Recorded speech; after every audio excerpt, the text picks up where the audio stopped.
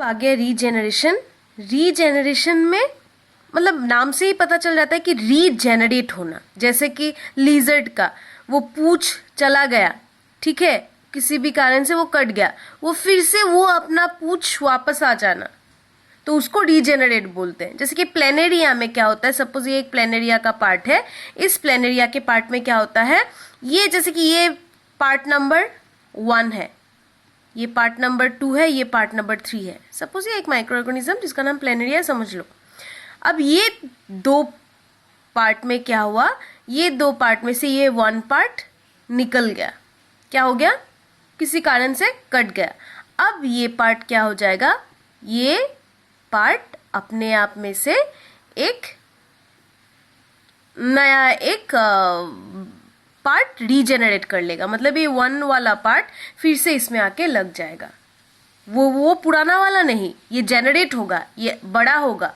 तो अब ये कंप्लीट हो गया, और वो 1 वाला पार्ट जो अलग हो गया था उस वाले पार्ट के लिए ये 2 और 3 वाला सेक्शन उसका जेनरेट हो जाएगा। तो एक ही से 2 आ गया, तो इसको बोलते हैं रीजेनरेट। समझ में आया? रीजेनरेशन मतलब फिर से दोबारा जेनरेशन होना। क्लियर?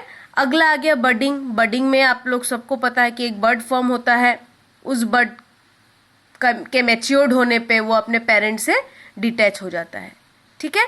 फिर आ जाता है वेजिटेटिव प्रोपगेशन। यहाँ पे पुराने प्लांट से नए प्लांट को हम लोग रिप्रोड्यूस करा सकते हैं, जैसे कि नेचुरल हो गया बाय रूट्स, स्टेम्स, लीव्स।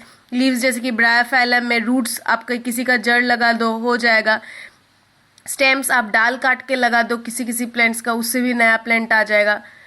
तो ये सारे हो गए नेचुरल प्रोसेस। आर्टिफिशियल प्रोसेस में कटिंग, ग्राफ्टिंग एंड लेयरिंग होता है। कटिंग में क्या होता है, एक स्टेम के पीस को सॉइल के अंदर घुसा के रखते हैं हम लोग, फिर उसमें रूट्स आ जाता है, तो उसको क्या बोलते हैं हम लोग, कटिंग बोलते हैं। फिर ग्राफ्टिंग में क्या हो जाता है, एक रूट जैसे कि मैंगो प्लांट एक है, मैंगो प्लांट को आपने काट दिया, जड़ रह गया मिट्टी में और ऊपर वाला स्टेम वाला पोर्शन निकाल दिया, तो जो जड़ वाला पोर्शन है जिसको स्कियोन बोलते हैं,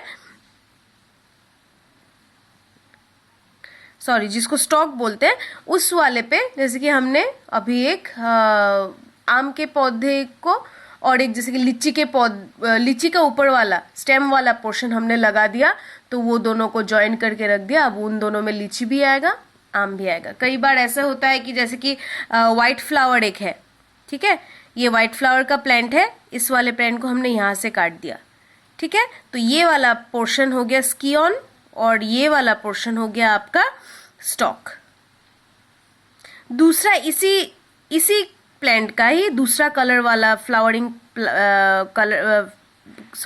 डिफरेंट कलर वाला फ्लावरिंग प्लांट, अगर जैसे कि ये वाला पिंक, ये वाला व्हाइट है, तो अब हमने मान लिया यहाँ इसको भी काट दिया, ये रूट वाला पोर्शन है, ऊपर वाला पोर्शन है। अब हमने ये पिंक वाले पार्ट को ये ऊपर वाले व्हाइट वाले में लाके लगा दिया और व्हाइट वाले पार्ट को पिंक वाले पार्ट में लगा दिया।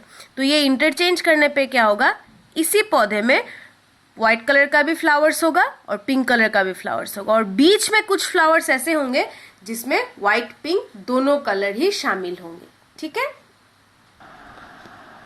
तो ये हो गया ग्राफ्टिंग। और एक आता है आपका लेयरिंग। लेयरिंग में क्या होता है, सपोज ये एक प्लांट है, इस प्लांट का ये वाला पोर्शन, ये जो ब्रांचेस है बहुत लंबे लंबे होते हैं, तो हमने इसको जोर जबरदस्ती यहाँ पे मिट्टी के अंदर थोड़ा सा घुसा के रख दिया, ठीक है। तो अब ये क्या होगा, ये मिट्टी के अंदर रहते रहते ये अपना रूट्स देने लगेगा और इससे भी और एक प्लांट आ जाएगा। फिर इसके ब्रांच को हमने यहाँ पे घुसा के रख दिया थोड़ा मिट्टी दे के, फिर यहाँ से इसके भी अंदर आ जाएगा। तो ये रहा लेयरिंग।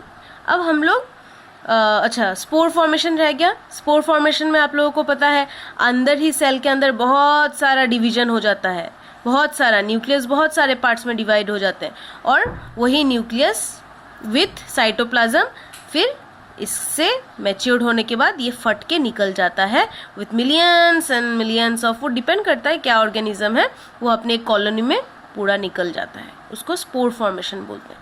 लास्ट रह गया टिश्यू कल्चर, और इसी टिश्यू कल्चर को मैं थोड़ा सा ब्रीफली डिस्क्राइब करके पढ़ाऊंगी अगले वीडियो में।